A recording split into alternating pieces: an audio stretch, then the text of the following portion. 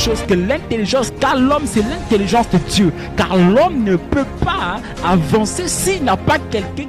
We are unshakable, unstoppable, undefeatable. In the name Le of mystère Jesus. avec l'aigle, c'est quoi? L'aigle est un oiseau qui va dans les hauteurs, sinon dans les altitudes. Parce qu'aucun autre oiseau n'est capable d'atteindre la dimension de l'aigle.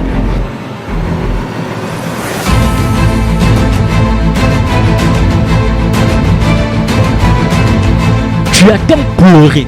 Tu as dit, Seigneur, bénis-moi. Tu as dit, Seigneur, j'en ai marre de vivre dans les mêmes situations. Tu as dit, Seigneur, j'en ai marre de vivre des mêmes problèmes. J'en ai marre de rester dans le même village. Tu as dit, Seigneur, j'en ai marre de rester sur place. Mais la Bible déclare que Moïse est mort selon l'ordre de l'Éternel. Est-ce que l'Éternel peut donner un ordre dans ta vie? Masse, je sais une chose, que lorsque l'Éternel donne un ordre, ce n'est pas toi-même qui va accomplir ce que l'Éternel a dit. Parce que lorsque Dieu donne un ordre, il te laisse avec le ministère angélique. C'est le ministère angélique qui vient maintenant travailler pour toi. Le ministère angélique travaille maintenant en collaboration avec toi. Je ne sais pas dans quelle position géographique tu te trouves, mais tu demandes la main de l'Éternel. Mais je parle maintenant au nom de Jésus, qui parle le même ordre. La vie, c'est la décision. Même si un homme de Dieu vient vers toi pour dire mon fils ou bien ma fille, viens, je vais prier pour toi. Si dans ton cœur il n'y a pas de décision, tu n'auras point de délivrance. La vie c'est un ordre. Il faut parler à la nature. Il faut parler à ta chair. Que ta chair se soumette. Il faut donner l'ordre à ta chair. Mais plutôt que l'esprit prenne possession, que l'esprit prenne la place dans ta vie. Pleure parce que tu as besoin d'un soutien. Tu pleures, mais l'Éternel ordonne maintenant au problème de lâcher ton corps. Les hommes ont dit que mon Dieu était impuissant. Je vous dis quelque chose, que le Dieu que je sers n'est pas impuissant. Parce que j'ai pu expérimenter la puissance de Dieu dans le désert. J'ai pu expérimenter l'onction de Dieu incroyable dans les lieux publics. J'ai pu expérimenter la puissance de Dieu lorsque les paralytiques s'élèvent. J'ai pu expérimenter la puissance du Saint-Esprit. Je l'ai vu lorsque j'entends parler que Moïse a levé son bâton, la mer s'est séparée en deux. Cela témoigne la puissance, la grandeur de l'amour de Dieu. Pourquoi est-ce que vous dites que Dieu est impuissant? Voyez-vous, un grand peuple, lorsqu'on parle d'Israël, Israël était un grand peuple et une grande nation où il y avait des pères, il y avait des mères, il y avait des enfants, il y avait des grands-pères, il y avait des oncles. Mais en une fraction, frère, même si ça a pris des mois, il a envoyé son serviteur Moïse devant Pharaon de dire libère mon peuple. Je ne sais pas dans quelle prison tu te trouves. Je ne sais pas dans les lieux où tu te trouves. Je ne connais pas ta position géographique, mais je sais une chose. L'Éternel ordonne que tu sors de la sorcellerie. L'Éternel ordonne que tu sors de la masturbation. L'Éternel ordonne que tu sors de tes problèmes financiers. L'Éternel ordonne que tu sors de toutes tes difficultés aujourd'hui même. Parce que je sais une chose, il te guérit et il te localise.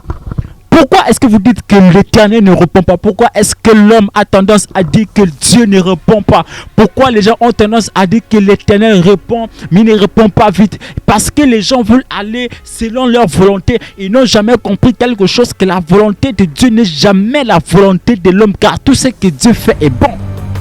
Masse!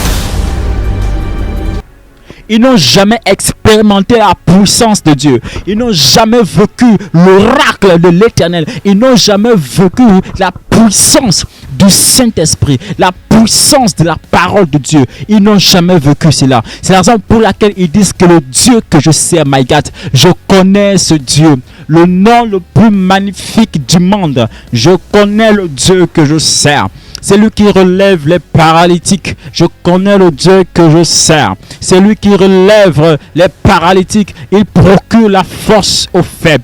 Il procure la force aux faibles. Il bénit l'humble. Oh my God, je connais son nom. La Bible me dit ceci, que son nom est le nom le plus magnifique du monde. Que son nom est le nom le plus puissant au monde. Par son nom, nous chassons les démons. Par son nom, nous opérons tempérons les problèmes. Par son nom, nous sommes capables de faire descendre le feu du ciel sur la terre. Par son nom, nous sommes capables de créer les finances dans nos entreprises. Par son nom, oh my God, frère, je connais son nom. Le nom le plus magnifique de l'histoire. Je connais son nom, le nom le plus glorieux de l'univers. Je connais son nom. C'est Jésus de Nazareth. Pourquoi est-ce que tu dis que Dieu est impuissant? Pourquoi est-ce que tu dis que la parole de Dieu n'a pas d'efficacité? Pourquoi est-ce que tu déclares que Dieu ne vit pas? Parce que la Bible dit ceci, que mon corps est le temple du Saint-Esprit. Et avant que mon corps ne soit le temple du Saint-Esprit, mon corps était habité par certains esprits. Écoutez, lorsque ton corps est habité par certains esprits, le Saint-Esprit ne peut pas habiter en toi. Il faut d'abord libérer ton corps. Il faut libérer ta maison. Afin que lorsque le Saint-Esprit vient, le Saint-Esprit amène la gloire. Le Saint-Esprit amène le miracle. Le Saint-Esprit, je prophétise le miracle maintenant dans ta vie. Je ne sais pas à qui tu as consacré ton corps. Je ne sais pas à quoi tu as consacré ton corps, mais je sais une seule chose, par l'onction du Dieu de mon Père. Maintenant, oh my God, sois habité du Saint-Esprit, parce que je connais son Dieu. Je connais, la Bible dit qu'il est le plus beau parmi 10 000. Et je peux déclarer ceci ce soir, qu'aucune unité de mesure ne peut définir son amour infini, car sa grâce est éternelle. Il procure la grâce à qui il veut. Il procure la grâce à qui il veut. C'est la raison pour laquelle il fait briller le soleil sur les bons et sur les méchants, comme la pluie sur les bons et sur les méchants. Je sais une chose, frère, que Jésus a reçu le nom au-dessus des anges, au-dessus des hommes, au-dessus des démons, au-dessus de Satan. C'est pourquoi il a dit, Jésus d'homme, que mon esprit sera sur toi. Tu pourras exercer jusqu'aux extrémités de la terre. Selon Luc 4, chapitre 18 à 19, il dit quoi? Que l'esprit du Seigneur est sur moi, parce qu'il m'a oint pour annoncer le miracle, pour annoncer la bonne nouvelle, pour annoncer l'évangile jusqu'aux extrémités de la terre, pour faire marcher les paralytiques, pour faire voir les aveugles. Je connais son nom. Il a dit, allez-y, vous chasserez les démons en mon nom. Il a dit, allez-y, vous guérissez les malades à mon nom. Je ne sais pas la raison pour laquelle que tu oses dire que mon Dieu est impuissant. Mais laisse-moi te répondre quelque chose. Il faut être né de nouveau afin de connaître le Saint-Esprit.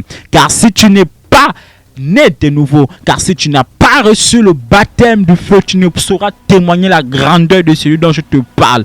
Parce que je sais une chose, que dans son royaume, il n'a pas besoin de la lumière des anges, il n'a pas besoin de la lumière des 24 vieillards, il n'a pas besoin de la lumière de tous ceux qui le servent dans les lieux célestes. Mais je sais une chose, que la gloire qui sort de son trône éclaire la cité, et il marche au milieu de 7 chandeliers d'or. Je te parle de Jésus-Christ, le Fils de Dieu.